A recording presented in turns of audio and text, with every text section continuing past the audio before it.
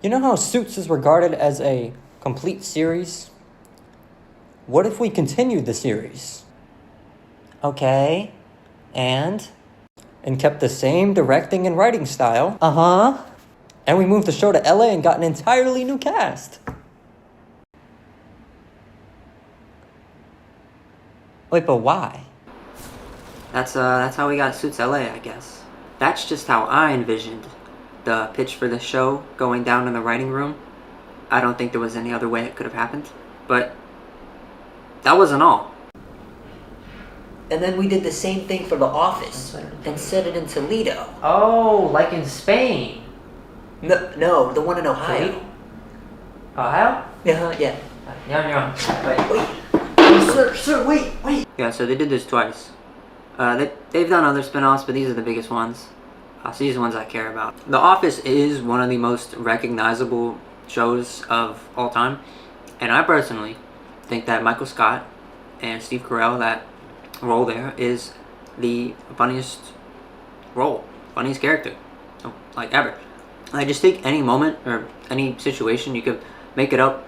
You could take it from your real life and just put Michael Scott in that situation, and I guarantee you, he's gonna say something funny. Of course, there's been talk about a reunion of the original cast, but there hasn't been an actual reunion with the same characters. Obviously, they've done some of the characters went on to make podcasts about the show, but we didn't really get that. We got the next best thing, which is the paper.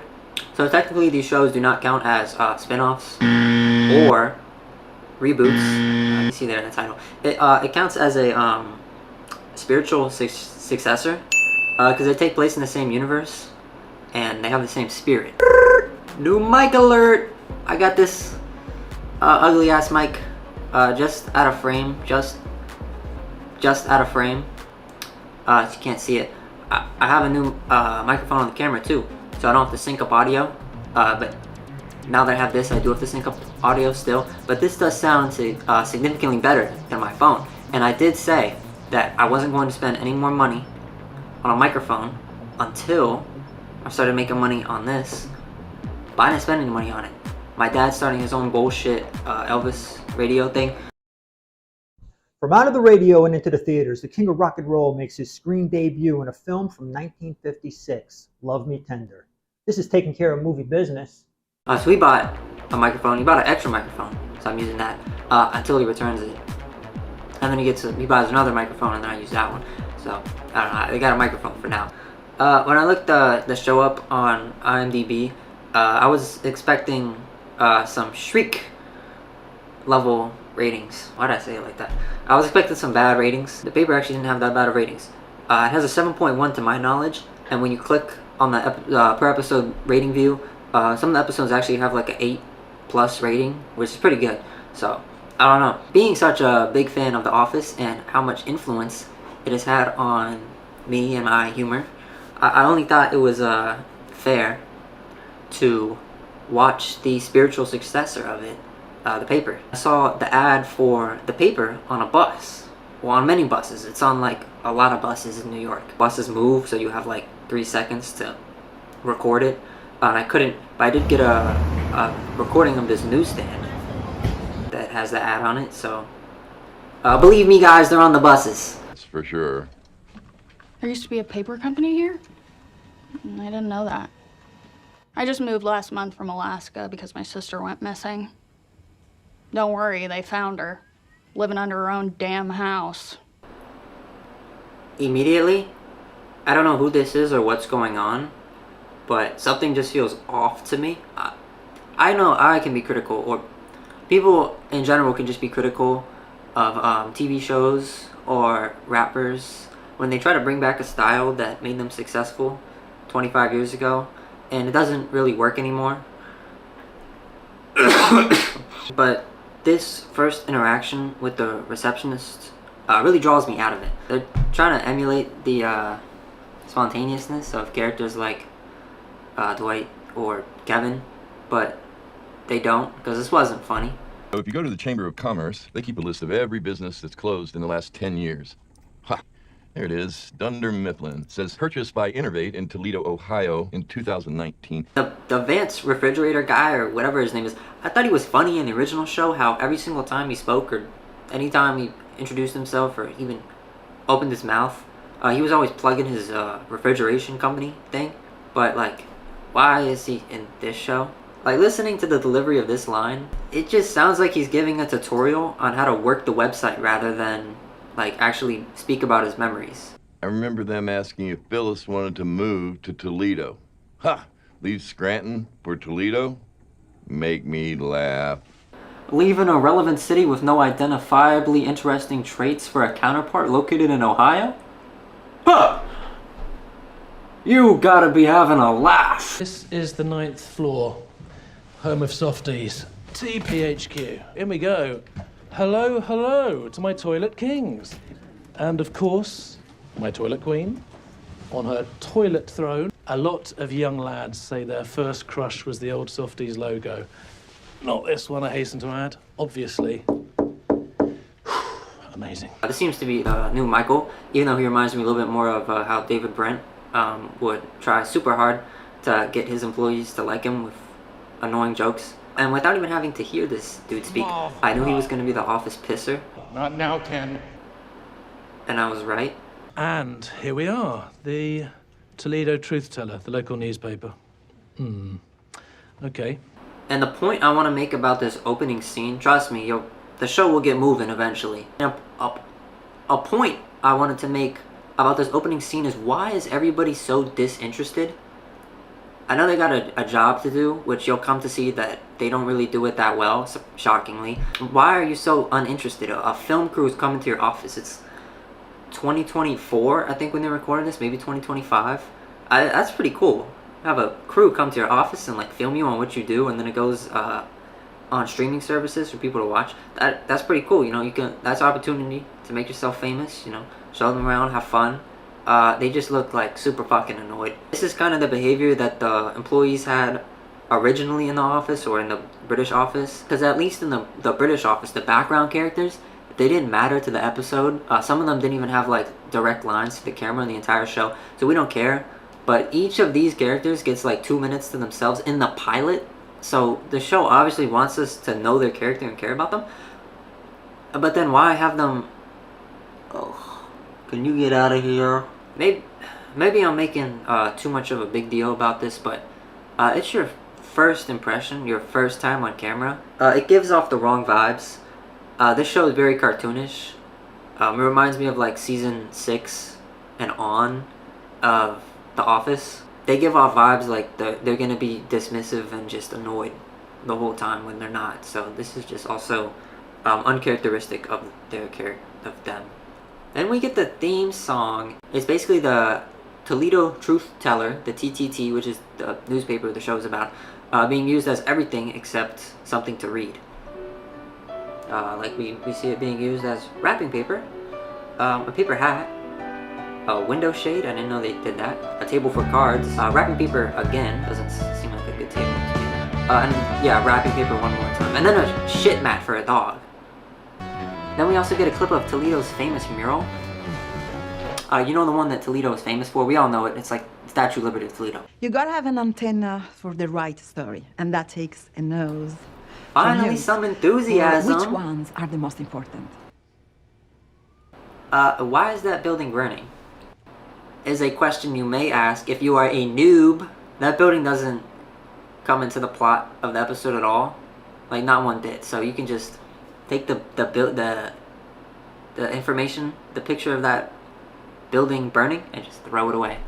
It does not matter. Yep, why? Right? Why do that? I don't know. Don't ask me. I'm making a video, but don't ask me. I don't know. Should look inside here, or should I look at you? Where should I look? Here? No, you. don't here, do this. Don't. You. Here? Shut you. up. Okay, don't do this little bit. Where should I look? Should I look in the screen? Oh, should I look in the light on me, or should I look in the painting on the wall, or maybe I should look inside the lens? Just maybe. I'm watching the show. I don't care about the little where should I look bit. Just get rid of that. Get rid of that. Forever. Thank you. My name is Esmeralda Grand, managing editor. I'm also in charge of TTT Online. Here is one of my articles I'm particularly proud of. I don't know if you can see it. So you start she's showing reading us her it. article Yes. that she wrote. And you get very curious. Why is there so I'm little scrolling. text? And You what's can with all the just- ads? Oops. Okay, she clicked on one. And I click here, and I'm scrolling, and I'm learning a lot about And damn, the history of tipping. okay, I like get it. the first tip. The bit is that there are no words. Yeah, this is a really bad article. Wouldn't you agree? I get that joke, but then why does she think she's good at her job? And why does she have a job? That lets us post stories. The first woman was like half alive, So, but she if I see seemed a to story know that's within what our she was subscription doing. tier, I just drag it over to one of the empty boxes and drop it in. This woman just like dropped an article that you would expect to see on like The Onion. And the fact she called it one of her It's best one of my articles I'm too. particularly proud of. Nicole! Hi, yeah, I actually... Okay, please keep rolling. I'll get her sign your release. Don't worry, keep rolling. Come on, Nicole, look at the camera. Look, you're so pretty. My gosh, you're so pretty. I hadn't noticed how pretty you are. What is happening? Make it stop. Why is she still going? Nicole. Some companies today, I'm not saying us, they generate revenue by collecting information from people who visit their sites. There's not much morality in this office here. Face Squish Woman admits to the camera crew that they sell the reader's data to make money. How you doing? My name is Deshik Moore. I sell ads for the paper. When you're in sales like me, you have to be sort of a psychologist. So whenever I see people down, I just, I try my best to cheer them up. It doesn't matter to me. What the fuck is she looking at me for? You can't stand that little joke that Jederick played or whatever his name is? I mean, holy Christ, you guys need a little joking. And why are you so annoyed? Her character is trying to be Jim, but like, if Jim was placed in this scenario, you would probably laugh with Jederick and like add on to the joke to tease the Face Squish Woman. Lighten up, please, or smile. At least you can fucking smile. You know what I realized the first time when watching this? Is that every character can fall into one of two categories. Either they are depressed, or they are retarded. Sorry if that's offensive. Or they're both. Some characters are both. Like this woman before that made the shit article, she's retarded, right? Oh, but she's also depressed because as soon as it's time to talk about somebody that's not her, she gets a mood. Anyway, here are two accountants and the head accountant. Boring, boring, and head boring. God, not again. And then Oscar comes back and runs away. The word jumble is kind of a head scratcher today. We don't have a word jumble anymore, Barry. Retarded. Alright, so the new guy shows up. I guess this is the Ryan. My name of is Ned the paper. Sampson. Depressed woman bumps into him with her salad. No, but there was Planet space is the Daily behind Planet. him to pass. We even Daily see a Bugle is woman pass behind him before she does. So why did you drop your salad when you didn't have to? So I don't know whether to put her in the retarded or the depressed category, so I'm just gonna put her in both. So it's this dude's first day, and Face Squish Woman locks him in this room. This whole scene is a very funny situation, but holy shit, can the writers not write? Because nobody says anything funny. You know, this guy gets locked in, it's his first day, everyone's crowding around the room, and they're just spitting lines like this. Yeah, a guy on acid wandered in from a jazz festival. Alright, look at it like this.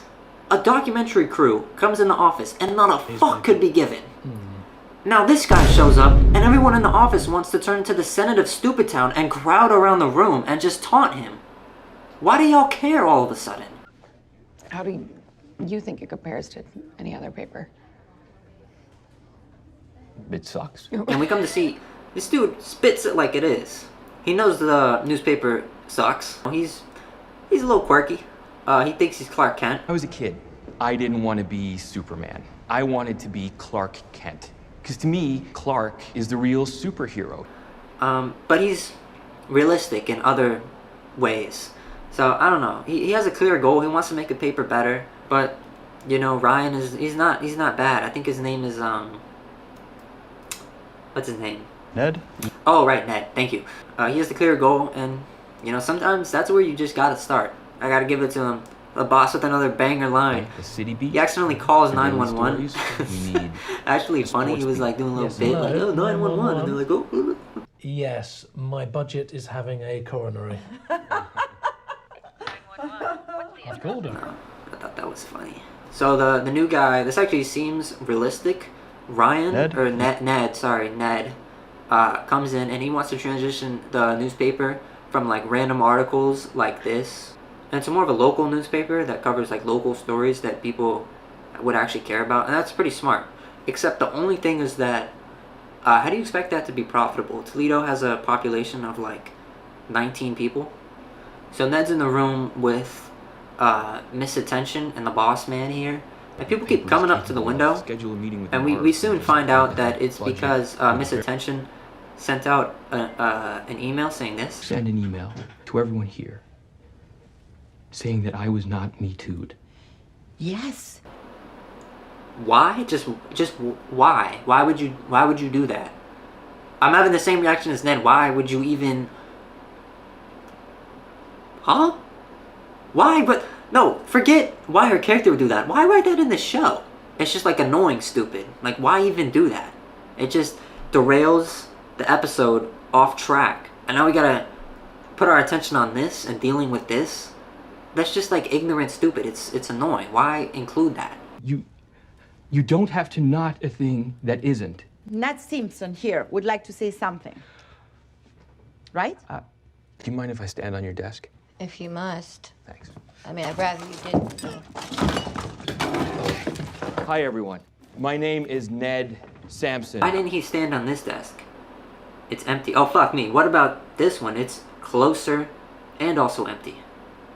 We'll see. Now, I understand that there is no... For one, I think this is stupid. Dude, stop. Just sit down. Good. Your whole character is just the mood police? Is that like your whole character? The whole thing? Can you please do something else? I'm not playing. I will make this unusable. Use that. Yeah, just print your paper, bruh. This is unusable. A matter is out of its fly. A man washing his balls in the garden with a hose. That's filthy. You know what I realized when doing research on this show? This actually isn't the first show called The Paper. Yeah, they actually made a documentary called The Paper before this. Not only is it have the same name, it's the same style of TV show. So The Paper owes its identity to The Office and The Paper TV show from like 40 years ago. Two different shows, and it's still not that good. I'm not gonna keep watching the show because I think it's funny. Because I don't think it's funny. But the only reason I'll keep watching it is because I'm intrigued to see how the restoration of this paper company will fail. I mean, Ned kind of knows what he's doing, but the crew around him, it's just like, you can't work with that crew. You can't be successful with the people the paper has already hired. They're gonna fail. And is that bad to say? That that's the reason I want to watch the show, to see them fail? I don't know. I'm not the moral police. You're gonna have to ask Jederick.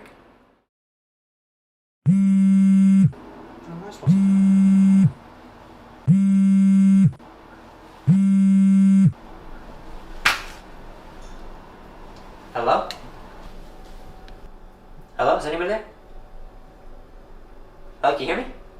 Are you sick of your phone not being able to connect to Wi-Fi because it's made out of paper and has no Wi-Fi chip? Is anybody there? And are you annoyed that every time someone calls you, you can't hear them because the speakers are drawn on?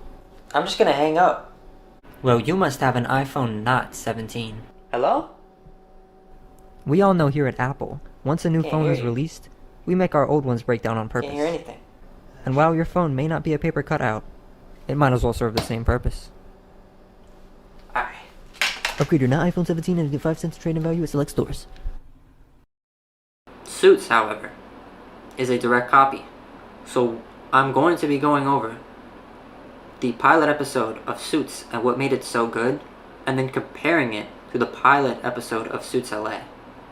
Because An argument that I want to make, I'm going to go more in depth about this later, is that when Suits originally started, it was a brand new show, and it had to advertise itself accurately through its pilot episode, because it's a brand new show, and it has to, you know, the pilot has to be approved for the entire season to get funded and put on television. But then when Suits LA comes out, everybody already knows Suits, they know the format, they know what the hell is going to go on, so you actually have time to introduce the characters and start the whole plot developing thing a lot slower, but I don't feel like the writers understood that. Well, why don't you take your pansy attitude back in there and make him sign my deal? Or I'll pay someone else your money to do it for me. First of all, Gerald, if you think anyone's going to touch this deal after your bad faith, you're mistaken. Second, the way our agreement works is the minute Cooper signed the deal which gave you everything you wanted, our fee was due and payable, which is why at 7:30 I received confirmation of a wire transfer from escrow indicating payment in full. So I'd say the ball's in your court, but the truth is your balls are in my fist. Time's up. Pencils down. Excuse me. Do I know you from somewhere? I don't think so. Pretty good memory for faces. So do I. Oops, sorry. I got it. What did you get? I said I was going to get you a 158. I told you I wanted a 175. I told you only 1 out of 100 people can score that.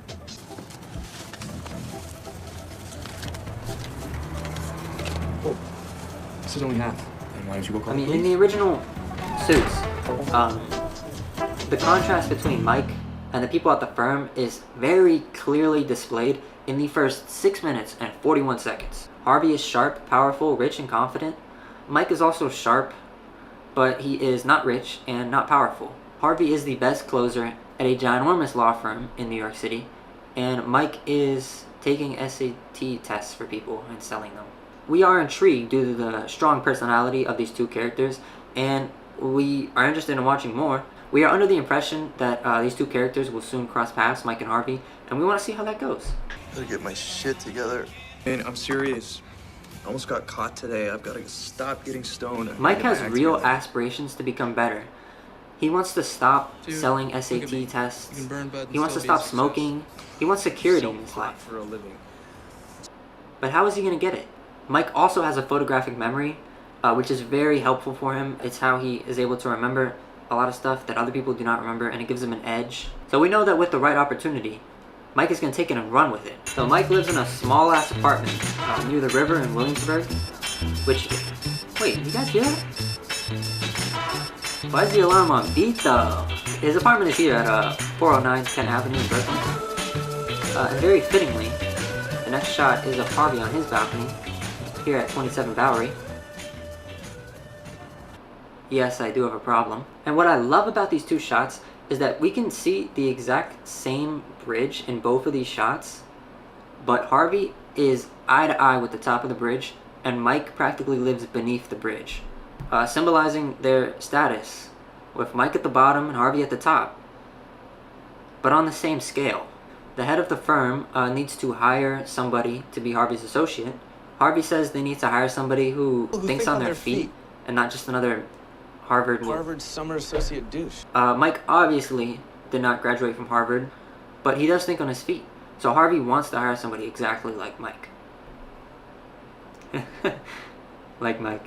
Mike's grandmother is not in good health, but he cares about her and doesn't want to send her to a hospital. In order to avoid doing that, he needs to get $25,000 quickly.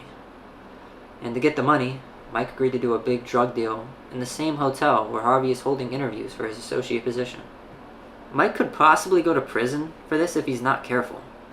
So now that we know a little bit about the two characters, we finally get the scene where they meet. From some deduction, Mike figures out that these are the cops and the deal is fake. So Mike makes a break and gets chased, but decides to go to the room with the interview so that he can blend in with his suit and get away from the cops. And after he runs into the interview room, the interviews start, and they're not the brightest pupils, to say the least. So, Chip, what makes you think that I'm gonna let the whitest man that I have ever seen interview for our firm? Because I have an appointment. And his briefcase busts open with the weed.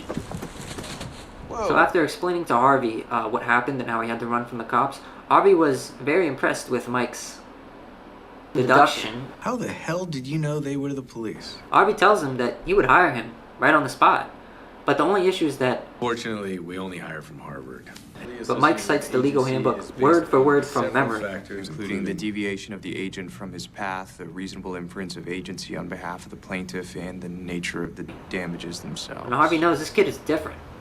Mike has a little security at his job at Pearson Hardman, but is still very tied up in his old job. Trevor is still in the drug business, which is his friend who set Mike up with the drug deal in the first place.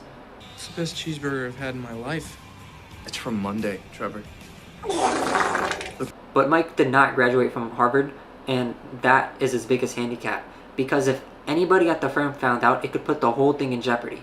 And in all, the pilot episode of Suits was my favorite Suits episode for a long time. It probably still is in my top 3, even though I've seen like 50 episodes now. Characters are naturally introduced through dialogue, stakes are risen, and layers are built on top of the plot, all in the first half of the first episode. And like I explained very briefly before, the pilot episode is basically a demo. If you are unaware, I don't know if they still do this anymore, but how it used to work is that the pilot episode was a demo episode, and they would send it in to the heads of the big companies on TV, and they would review it. And from the pilot, they would determine if the show got a full season, got full funding, or not. And a lot relied on the pilot episode. So what they needed to do was have the whole introduction thing take place in the first half. The second half of the episode is formatted like a regular Suits episode where they go and talk to clients. There's some arguments in the office, maybe some depositions, maybe some court cases. And the reason they did that is because, I mean, that's the format for Suits, the whole thing. So they had to see what the show would be like while also having a natural introduction for the characters and the story. And I think it was done pretty well. But that's because Suits was a new show at the time. Suits LA is a new show.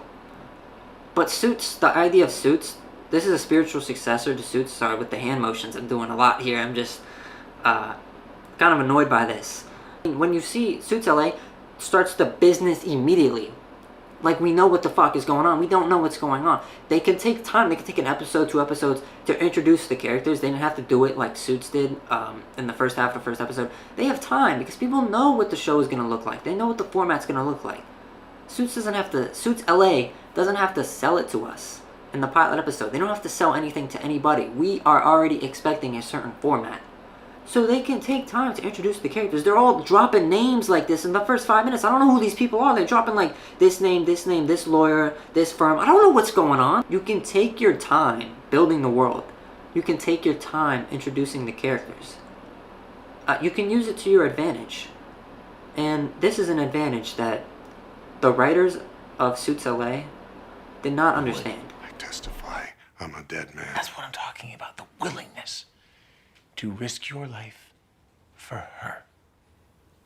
Gotta go get a bite to eat. If I don't have word that you're gonna testify by the time I'm done, I will arrest your daughter. So this seems to be the main character of the show, the Harvey of the show. I thought we were friends. We are friends, Billy, which is why I'm risking my life for you. And he's having a dream back inside and gets woken up by an explosion. Got you, didn't I? Got me when I watched it the first time. And I didn't know Suits was a horror show. Lester, I know that you're scared, but go with self-defense. The odds of acquittal are 80%. I didn't get where I am settling for 80, so find me a witness. Because I didn't do this. And alright, quick note. This title card would look a lot better if instead of putting up a black screen with the word Suits LA, would have just... Because I didn't do this. The text of the title just appeared in the background. I think that is way harder, and if I ever get a TV show, that is 1000% what I'm gonna do with the title card. Now, I don't know why, but this shot right here is so funny because why does the guy on the left hardly show any emotion but is screaming at the top of his lungs? I say you went to law school to make me notice. All he does is like do a little arm swing like it's nothing. So you know that little note I said of how long it took for the original Suits to introduce the characters to us? It was 6 minutes and 41 seconds. We are 13 minutes in. I don't know who is who. and what is what. I don't know what's going on. They're just dropping names and... Rick gets the bump. No arrest report on Tina. Lester. Teddy, you work with Erica. Give it to Anderson, please. I miss Samantha. This pilot episode is structured like an episode from Suits, like in the middle of seasons, like season 4 or some shit, where we know what's going on. We know what the conflict is. I don't know anything about this show. So explain it to me. Slow down. Are you kidding me right now? Are you going to kid me? In 5 minutes? So you know those little back and forth one-liners that Harvey drops and then the person who he's fighting drops and they go back and forth? The ball's in your court, but the truth is your balls are in my fist. The dialogue in this show is just, people just want promotions. Everybody wants a promotion. I wanted to go out and take my mind off that last year in New York, but I can't stop thinking about it. Why did we leave New York? Yeah. You left New York. You're in LA now, buddy. But it's because I don't think anyone told him they were in LA. He looked at the script and was like, oh shit, a Suits reboot? They must be in New York. And then they started filming and he said this line, he was confused, and they had to stop him and be like, yeah, hey buddy, we're actually in LA now. Did you see the title of the show? It actually has LA in it so that people wouldn't have the exact confusion that you are having right now. I mean, look at his shirt. This guy got the New York state of mind. Rappers are monkey flipping with the funky rhythm. And the alarm kind of fell off too. This ain't it. Alright, are you ready? The big conflict in Suits LA is that the two heads of the firm just split overnight, and one of them took all the workers and all the clients, all the big clients. The entire 25th floor is gone. And Ted, who was Harvey too, he wants those clients back. What is it you really want? So what does he do? He You know what I think records of this Litvak guy. Johnson and Riley? If they ever left and started their own firm, it'd be called Lazy, Fat, and Stupid. If I could fire them today, I would, but I need their clients. And started their own firm, it'd be called Lazy, Fat, and Stupid. If I could fire them today, I would, but I need their clients. And then he plays it for the employees with the big clients to get them to work for him instead. Then these two argue about a promotion. And after a debacle, the red-beard dude, whose name is Rick, I know their names now, he leaves the firm for no apparent reason. I don't anymore. And I have to leave before I forget that. I don't know. I don't even care. This is a hard blow from what I've seen because Rick seemed to be Harvey 2's second-hand man, and now he's just gone. For you? You created the dynamic you had with your father at work. You did it with Stuart, you did it with Rick. Stuart isn't my son, he's my age. You think the dynamic has anything to do with age? Have you ever taken even one acting class? Even one acting class? Have you? You sound like you're reading off a teleprompter right in your face. This is the worst acting in the entire show, is this guy. I took 84 years of life, sonny boy. So in Suits, when they would do an establishing shot, you know, it's in New York, so it would just be a bunch of buildings or the office building that they're in. But in LA, now the establishing shots are just freeway interchanges. Now, just like how Oscar came back, Her b****s are out. the legend himself, Harvey Specter, returns in the flesh in episode 4. McAllen, 25, 3 of them. What he's doing in LA, I have no idea. But at least he's there. Eddie, it is the smoothest drink you'll ever taste. I want the smoothest drink you ever taste. See? Eddie gets it. So after watching Suits LA, or at least the first episode, because that's what I'm talking about, me as an audience member, I lack empathy and connection with the characters, which the original Suits did very well. We know Harvey's cold. We also know he's really good at his job. But it's Mike that we really watch the show for. He has a kind heart. He risks going to prison for his grandma and rejects the advances taken on by his asshole friend's girlfriend. All he wants in life is security. And when presented with an opportunity, he takes it and seizes it as much as he can.